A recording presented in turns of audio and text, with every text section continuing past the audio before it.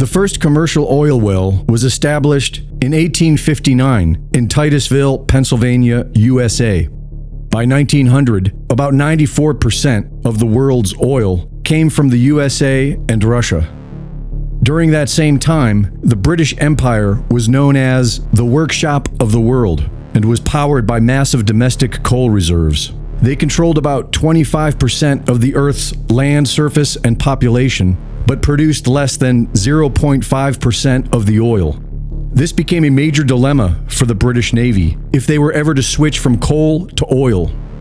In 1901, a 60-year lease of 500,000 square miles in Persia was bought by a British millionaire.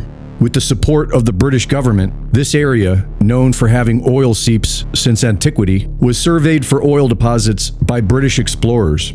On May 26, 1908, British explorers struck oil in Masjidi Suleiman. In 1909, the Anglo-Persian Oil Company was founded. In 1911, Winston Churchill converted the Royal Navy from coal to oil. And in 1914, the British government bought 51% of the Anglo-Persian Oil Company. Persia was now strategically vital to the British Empire. In 1915, the British promised Arab independence in exchange for their help fighting the Ottomans, but later excluded Palestine from the deal. In 1916, Britain and France secretly claimed their own Middle East territories. The French zone was Syria, Lebanon, and southeast Turkey. The British zone was Jordan, Iraq, and Haifa. And the international zone was parts of Palestine. In the Balfour Declaration of 1917, Britain promised a national home for the Jewish people in Palestine. In 1920, the League of Nations granted mandates of Iraq and Palestine to Britain, and Syria and Lebanon to the French. Leaders loyal to foreign governments were installed.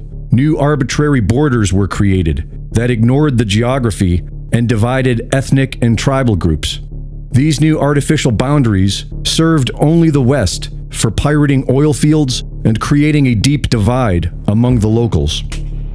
With a coup d'etat in 1921, British intelligence installed Reza Khan as the Shah in 1925 and founder of the Pahlavi dynasty.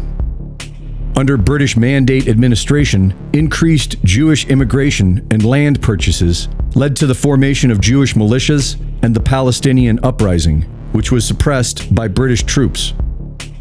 During World War II, both Britain and the USSR invaded Iran to steal their oil.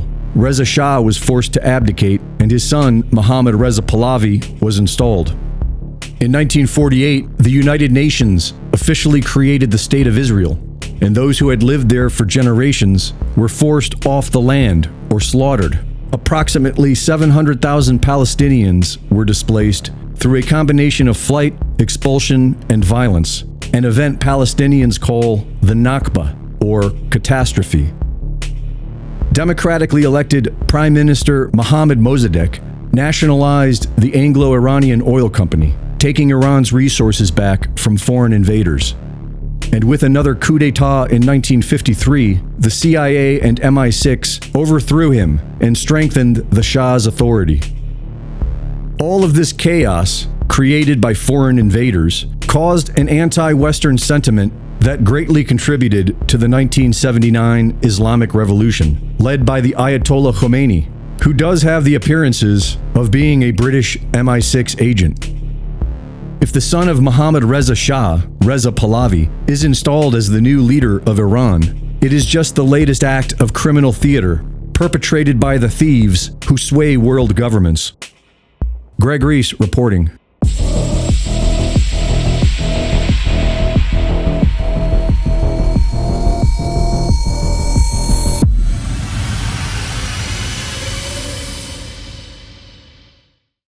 The Reese Report is now fully funded by my Substack subscribers.